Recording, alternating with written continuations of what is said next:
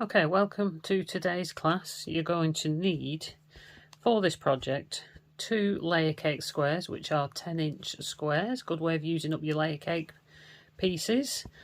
Some bias binding. This was about 22 inches, I think I used on here. Trimmed it down a bit. So approximately just measure around the top of your box. You can use a layer cake to make your bias binding if you want to. So if you would like to make an array of trays like these, all from 10-inch squares, so you need to gather up your supplies and come and sew along with me. So I'll just move those away. So you're going to need scissors, a pen, snips, something to measure with. I used a 4.5-inch square patchwork ruler. Your sewing machine, some pins and some clips.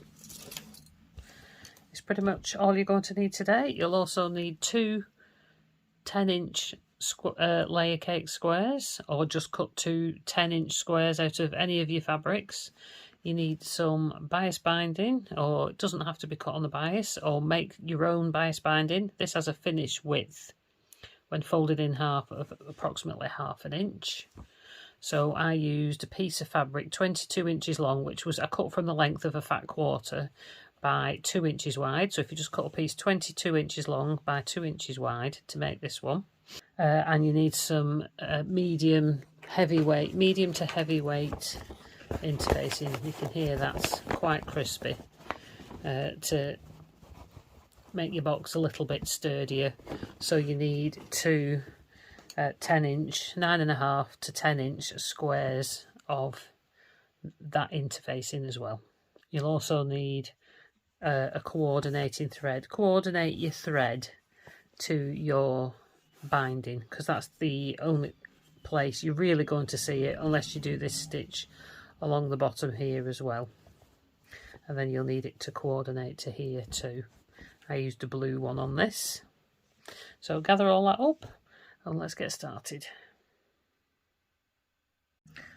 Right, to make these tubs you need 2 10-inch squares, so 2 layer cake squares, and I've cut 2 pieces of a firmer interfacing. This is a medium to heavyweight interfacing iron-on at 9.5-inch square. I've got approximately 22 inches of binding.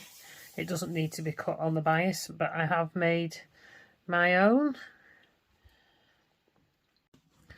So the first thing we need to do is iron our interfacing onto our squares. So this one has got like a flat glue on it, so you need the glue side down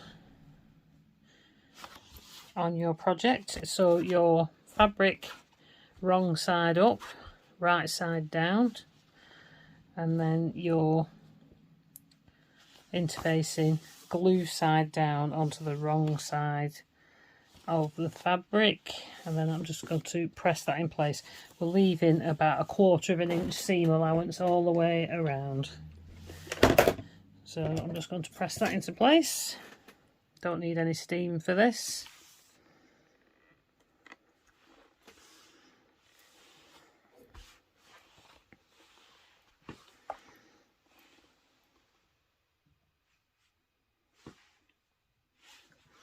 So I've done it on one side, I'm just going to flip it over.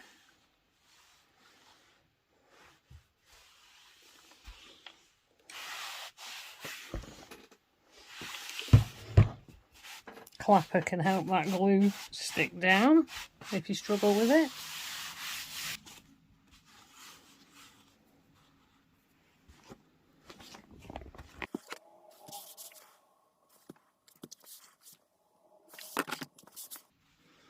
Peel back on the corners if you're not sure if it's stuck.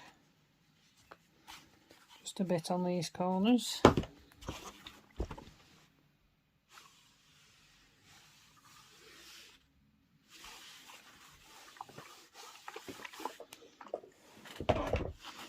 Okay, once you've done that, just leave it for a couple of minutes to cool. Right, the next thing we're going to do is just going to cut out corners. Now, depending on how big you cut out these squares will depend on how big your little tray comes out. Obviously, the bigger the squares, the smaller the tray and the deeper the sides. So I'm just going to cut these at 2.5 inch square. So just line up your square ruler if you've got one, 2.5 down, 2.5 in. I'm just using a regular pen to draw these because I'm going to cut these out.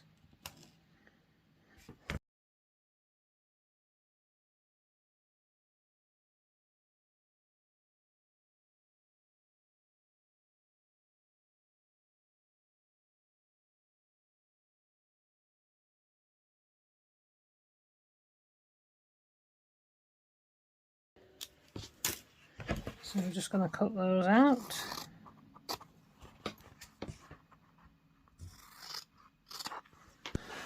Okay, so now you'll have what looks like two big crosses. So this is my outer, this is my inner fabric. So the next thing we need to do is take your corners and bring them up together.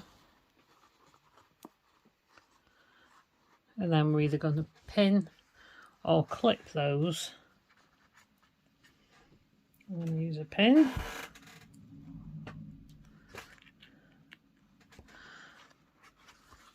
And then we're going to sew them at 1/4 inch seam allowance. So I'm just going to do them all. Okay, so just going to go to the sewing machine and sew all those. If you were unsure about getting a straight line, just draw your seam allowance on first.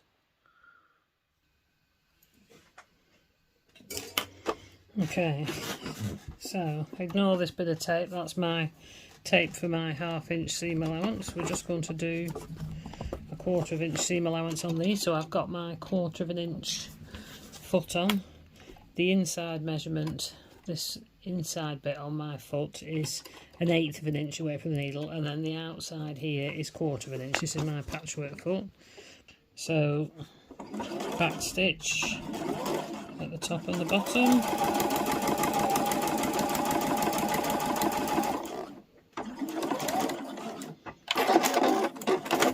Repeat that on all 4 sides. There's your little cube sewn.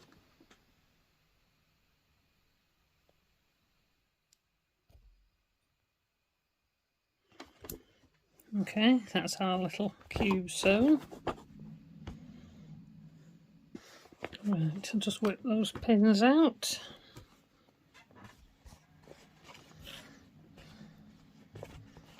Snip all my threads.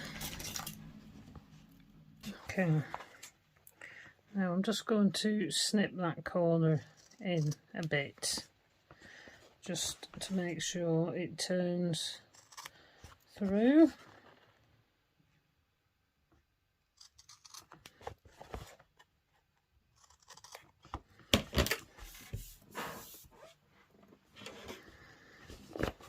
Okay, turn that through to the right side.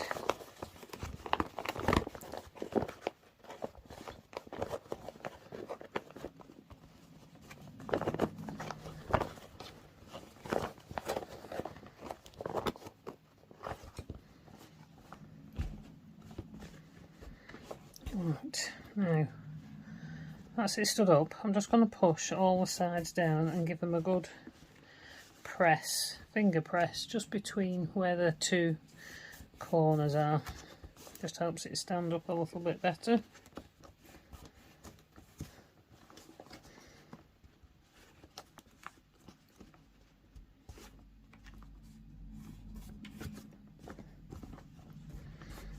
Okay.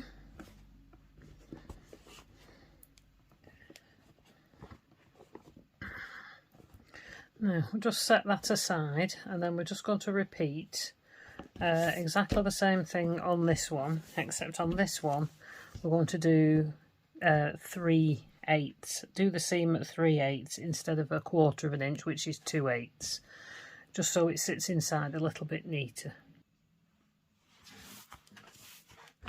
Okay, so there's our our orange one made, so we're just going to do the same thing here and try and press these sides so they have a bit of a sharper crease. Now we're keeping this one inside out this time, with the orange on the inside, interfacing on the outside. So there we go. So that's your 2 boxes made. So now I want to put this one inside this one. It should hopefully fit together. You can, in fact, press the seams in the opposite direction.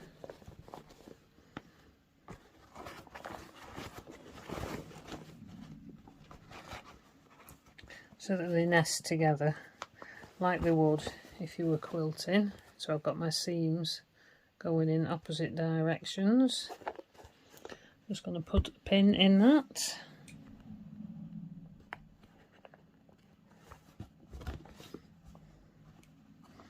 Do the same on this one.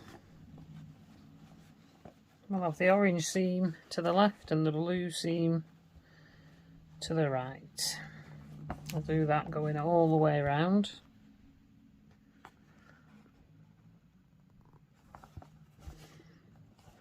Orange seam to the left, blue to the right.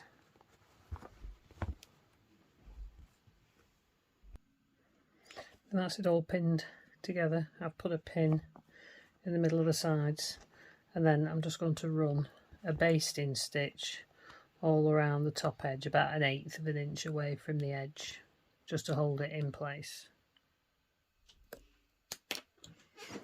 Okay, I'm just going to baste that around the top.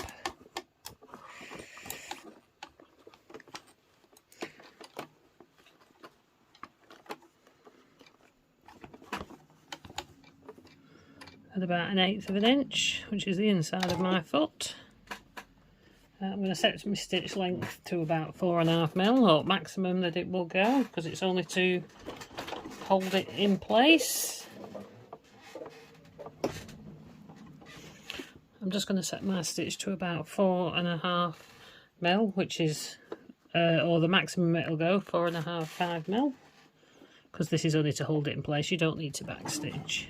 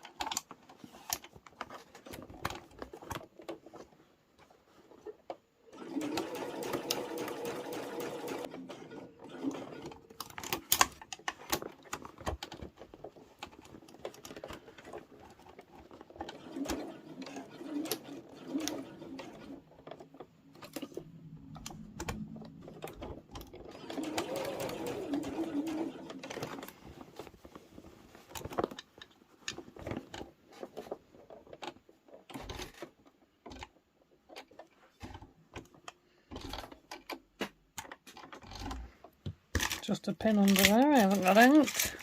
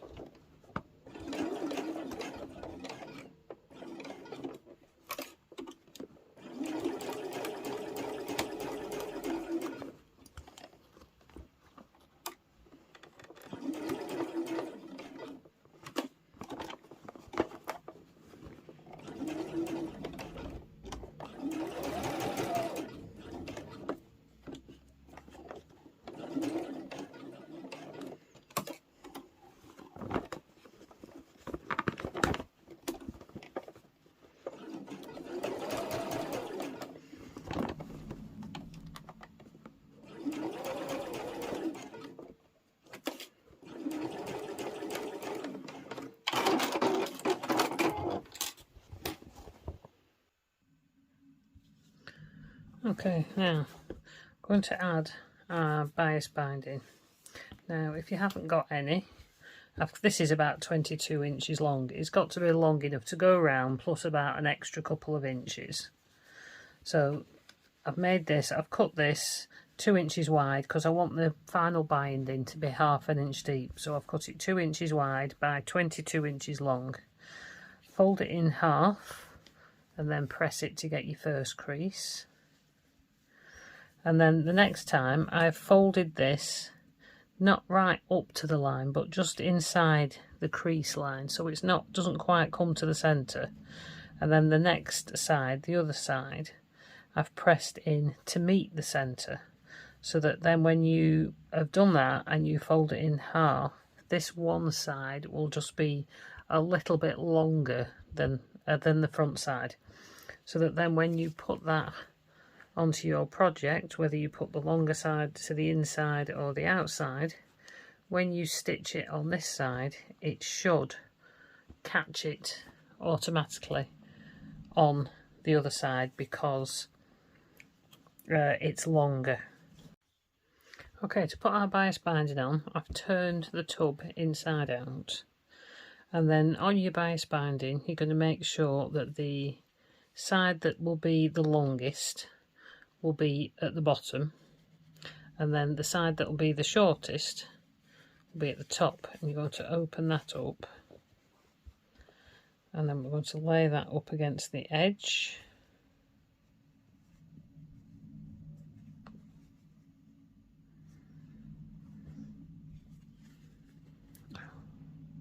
Okay, so to put the bias binding on, I've turned the tub inside out. Take your bias binding, the bit that's going to be the longest, this is the widest bit here, it's going to be at the bottom, and then the shortest bit is going to be at the top, which is going to sit here like this. So we'll just open up the binding, and the first thing we need to do is just fold the edge in about 1/4 inch. Just put a crease in that, and then we're going to pick where we're going to start, which is going to be here. I'm going to pin that in place, and then pin this all the way around, or clip this all the way around, whatever you find easiest.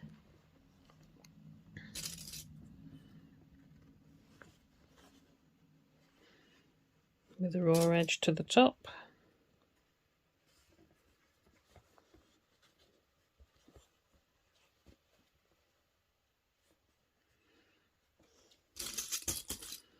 So clip till you get all the way around.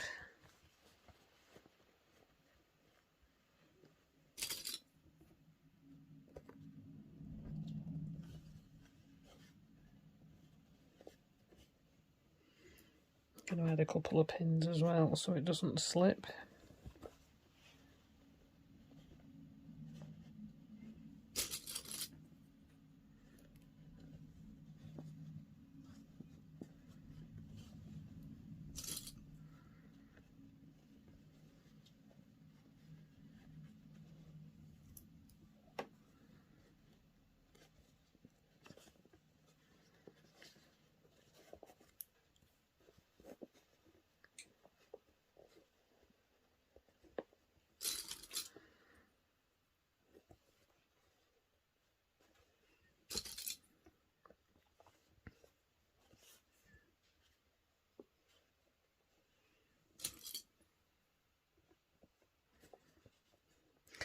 And then I'm just going to stop.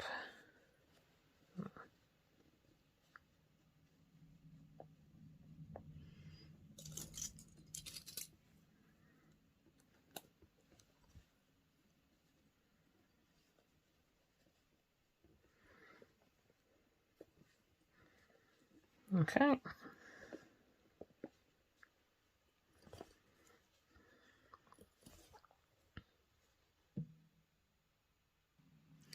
Right, when we get back round to where we started, I've just moved one of my clips across, and then you want to cut your binding so it's half an inch longer, just half an inch longer past this edge here. I'll just mark that with a pen. So that's about half an inch there. And then we're just going to, I'll take that clip off, and then we're just going to cut that. I'll lay it on my mat so I'll get a straight line. And then cut that straight down. I'll just follow the other line on my mat.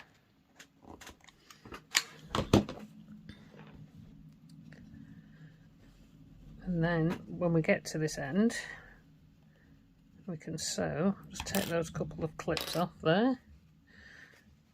Just going to clip these two together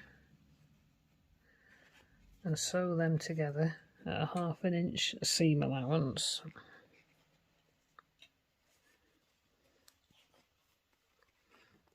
Just make sure that's level.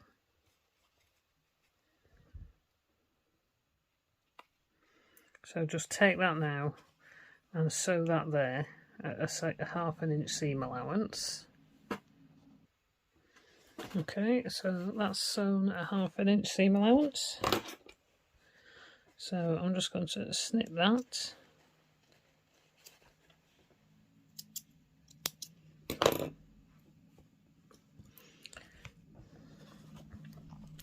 Press this open, this seam open, and then we can just re-clip that back, and that should fit perfectly all the way around then.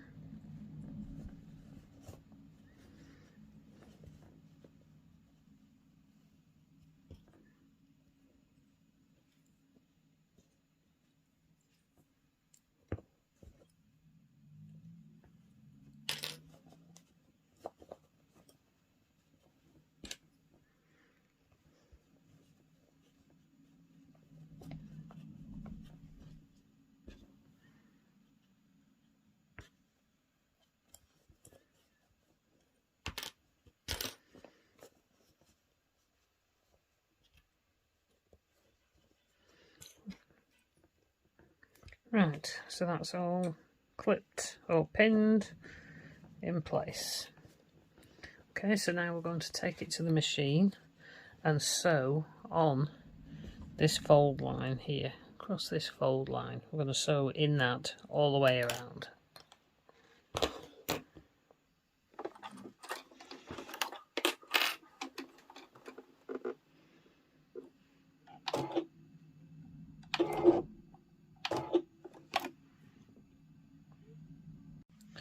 Right, so line your needle up with the crease in the bias, and then we're going to stitch around. I'm going to put my stitch at my normal 2.4 stitch length and then just stitch all the way around.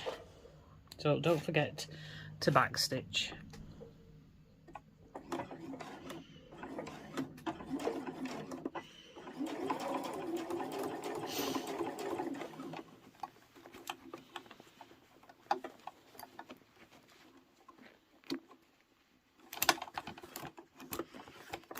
You just have to keep squashing it down, squashing it flat.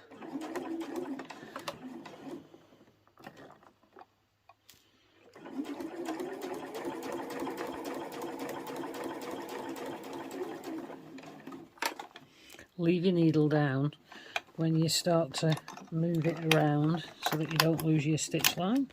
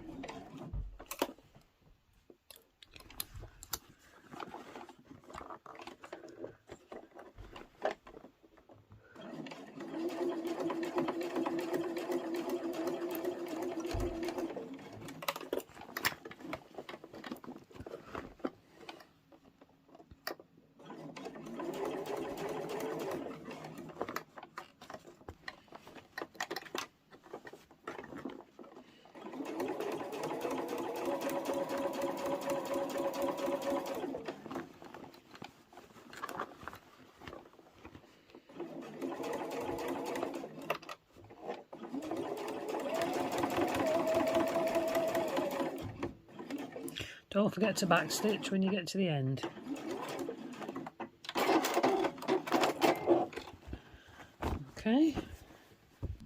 Okay, so there's your binding on the inside, well, on the outside. Snip that off. So now we need to fold the binding over to, it would be the inside line. So your binding should be folded down and then folded over till it just passes your stitch line.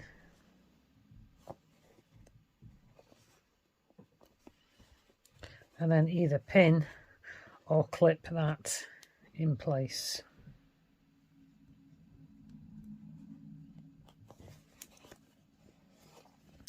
All the way around.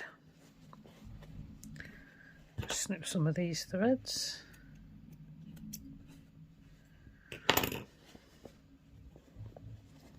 You just want it just past the line. Threads everywhere.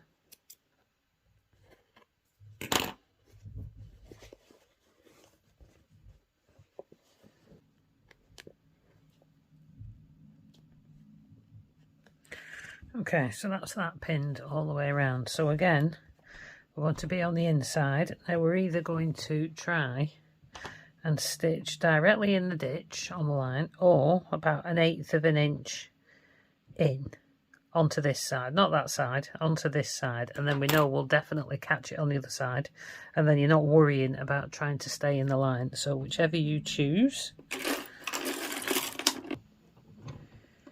I'm going to sew I'm just going to sew just in from the edge. I'm going to do a 3.4 stitch length. In fact, before I do that, I'm just going to draw my thread up from the bottom.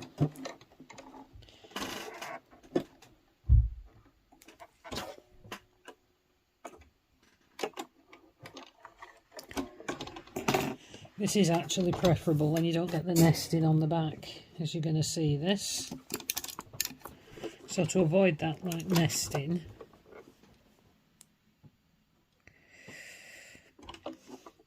have both threads through and hold them down while you start stitching.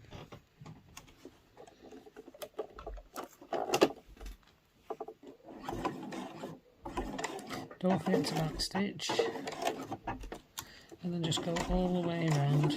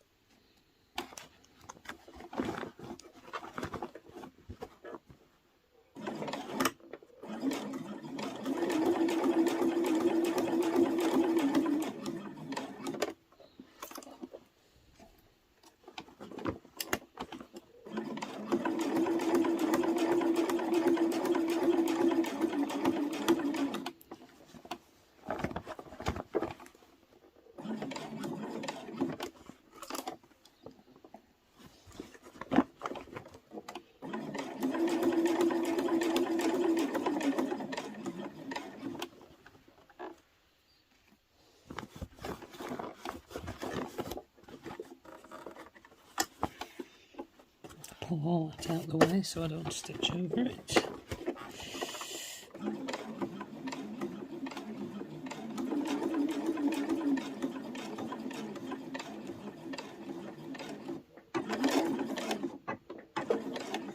Don't forget to backstitch.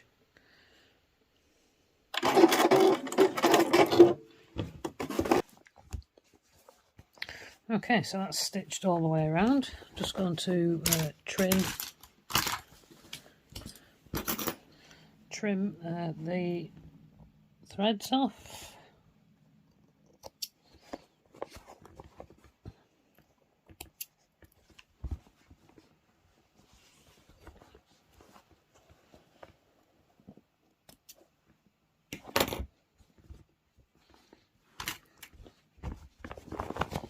Right, turn this through the right way around.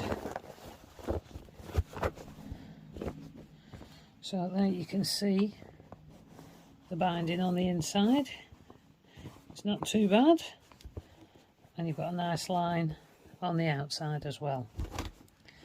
So I'm just going to give this a final press. Now you could, at this point, give this a press all the way down, and you could do a stitch line across the bottom here as well, like on this one. There's a stitch line running across here which makes it stand more upright. So I'm just going to do that now. Give everything a good press. Right, so I'm just going to give this all a good pressing.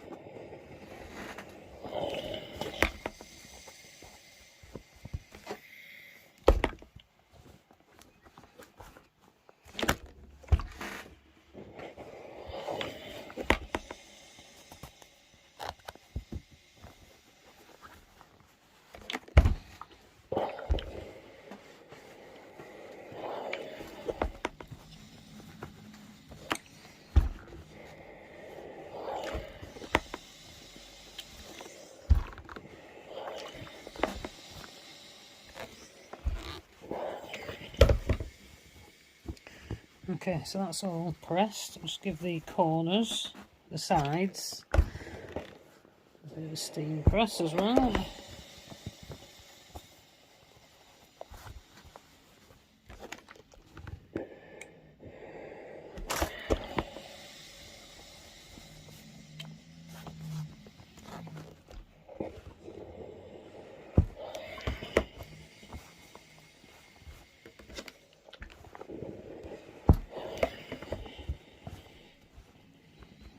Okay, now that stands up pretty well and is pretty square without doing any extra stitching, but I quite like the look. It makes it sturdier to put a stitch line just along here, so I'm just going to do that now. Okay, I'm just going to do this like a top stitch. I'm going to do it 1/8 of an inch in or thereabouts.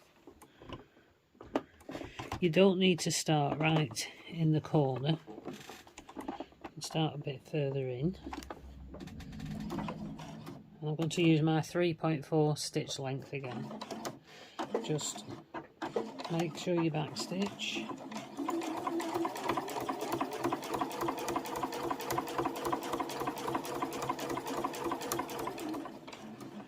And stop before you get to the end. You don't need to go all the way to the corner. Don't forget to backstitch there. I'm not going to cut my thread. I'm just going to leave it there. Press the next side down.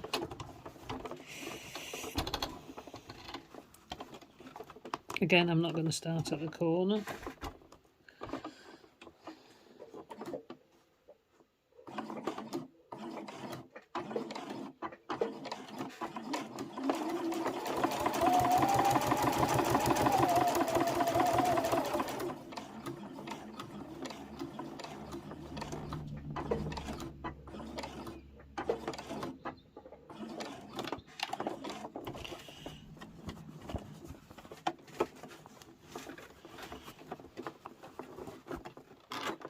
I think I had a bit of glue on the bottom of my iron.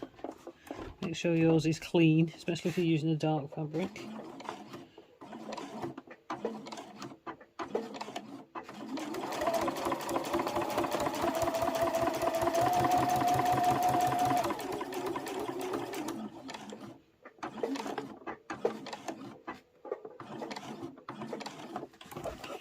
Right, last side.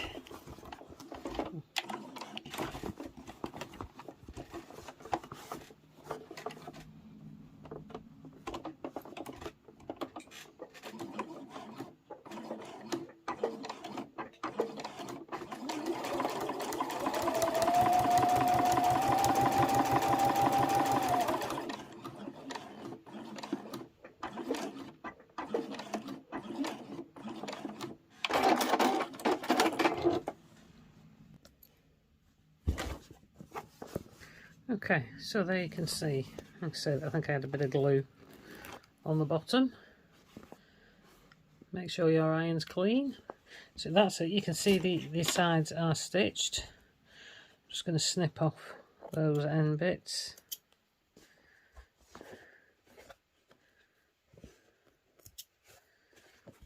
If those bits on the corners bother you, snip them off as well. I'm going to leave them, they're not really going to, not bothering me. And then you've got a much more upright, sturdy, see that'll only push out so far now, little tub. So there we go, Hot Wheels. And you can make these in, this is my bit for my threads, you can make these in all sorts of sizes. Let me just zoom out a bit. Depending on the size of the corners that you cut out. These are all from the same size square. These are all from 10-inch squares, so we don't need to cut the fabric bigger or smaller. It's on how big you cut your corners out, dictates how deep the sides are and how small the bottom is. So there we go. Okay, so this just shows you a few different sizes made from 10-inch squares, from fabric no bigger than 10-inch squares. This one was made, I think I used, let me see, from about there, about a 1.5-inch corner on that one. So you get a wider tray with slightly shorter sides. We used 2-inch corners on this one, which gives you a taller but smaller box. This one I used remnants that I cut off were left after making a few of these trays, and I just sewed them together in a square and then made this one. This will have been smaller than a 10-inch, and this one I've cut down the 10-inch square down slightly to make a smaller one but the same depth as that one. So just play around, but you could make all 4 of those out of your layer cake packs. So there we go. If you would like to make them a little bit sturdier as well, again, this one I've added a bit of quilting in. This one's got quilting in there as well. Instead of the firm interfacing, I've just put the lightweight interfacing on the inside one, and then used some Bosal foam for that one, but made it in exactly the same way. And I used a layer quake square to make the binding as well. There's an even bigger one. I think this is the biggest one I made. This one, I think I cut these. These were 1.5 inch deep. I must have cut the square a little bit. That's with the full 10-inch square. That one I must have cut down to, I think, 9-inch, as is that one. That one's your full 10-inch, makes a tall with 2-inch square sides, this one. And then this one had 1-inch square sides, so you can see the difference in the size. And this was just a smaller square, taken from a smaller square, made up with leftover bits. So make yourself an array, good for organising your drawers as well. I keep a couple of these, this one and this one. I keep in my drawer, so if you've got drawers you can fit all these in to organise all your bits and pieces. Take that one out, take all them bits out. So, I hope you enjoy having a go at making all these little trays.